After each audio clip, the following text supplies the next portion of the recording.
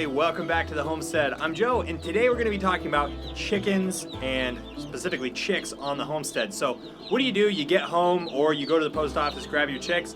What do you do next? We're going to be talking to Mark from Baker's Green Acres, and he's going to be telling us exactly all the tips and tricks that he uses to keep his chicks happy and healthy on the homestead. This is the Anyone Can Farm experience.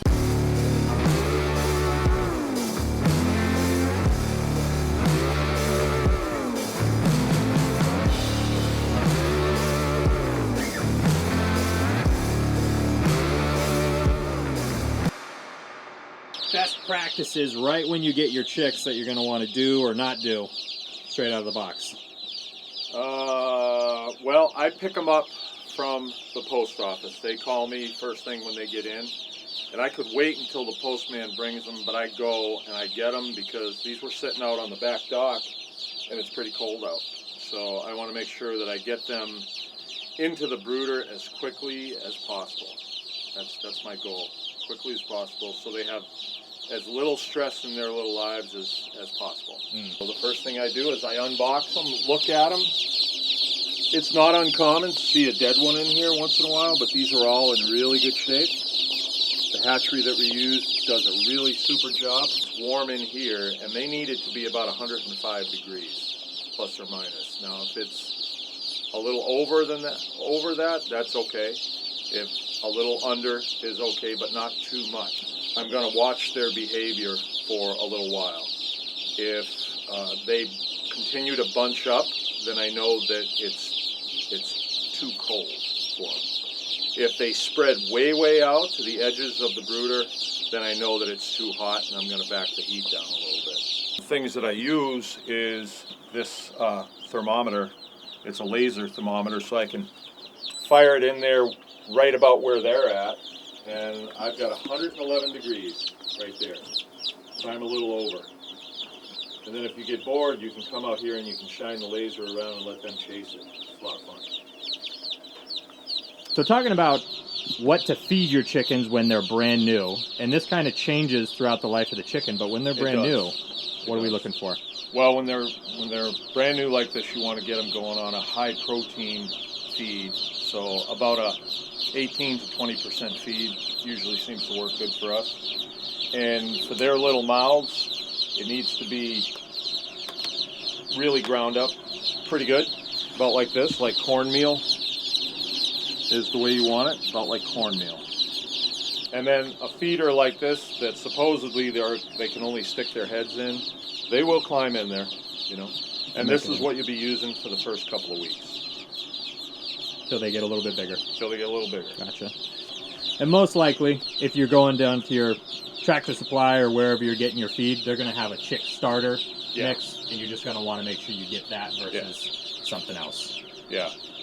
After a couple weeks, you can get them going on broiler feed where the protein's a little bit lower, like about 16%, and they do fine on that. What's that? It's a secret. If you want to know more about it, click this video right here. So looking at waters here, there's a couple of nuanced things about chick watering. Can we go over those real quick? Okay, chicks get real worried if they run out of water. So I've got 200 of them here. I've only got one waterer in there right now. I've got a couple others that I want to clean out real good and sanitize them. You want to keep plenty of water in there so that they don't run out, because if they do run out, then you have to limit, because they will crowd it so bad that they'll all get wet, and wet chicks are dead chicks. So you just don't want to run out of water. If you do run out of water, put 3 or 4 of them in there. Like maybe you probably want to have at least 3 per 100 chicks, and then pull them back occasionally. Let them drink, but don't let them crowd it. You gotta let like 3 through at a time, because the back ones will just keep pushing, and then the top ones end up right in it. It's like a concert. Yeah, and most likely, people are. I mean, if you're at your farm supply store, they're going to have something. But look, you were saying looking for something with a smaller watering trough. Yeah. And you see that one's pretty small. they can still jump in it, but it's just their feet.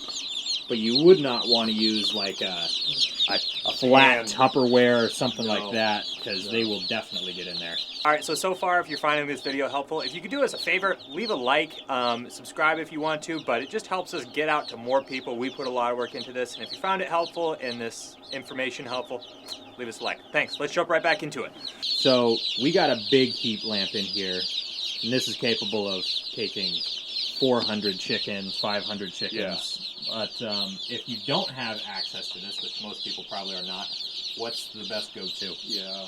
Well, you can have access to these. This lamp was, or this heater is only $200 when I bought it, but that was like 10 years ago. If you're not going to use this, I would say the next best thing is a heat pad. That you have to have enough space that all of these chicks can be on that pad, and the bedding can go right over it, and the heat comes up through the bottom.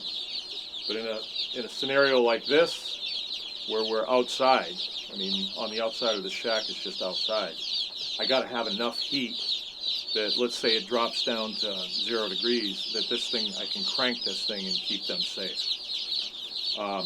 If you're going to do a smaller quantity, I think the pad is good. I think the next go-to after that is probably the electric light.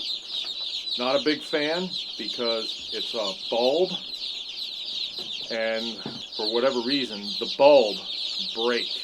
They just break. I mean, these animals are not big enough to contact that bulb, but it's just they heat up and cool down, heat up, cool down, and when the bulb breaks, the filament has a tendency to drop down, and when it's dropping down on nice dry bedding, you can have a fire, and it happens way too much.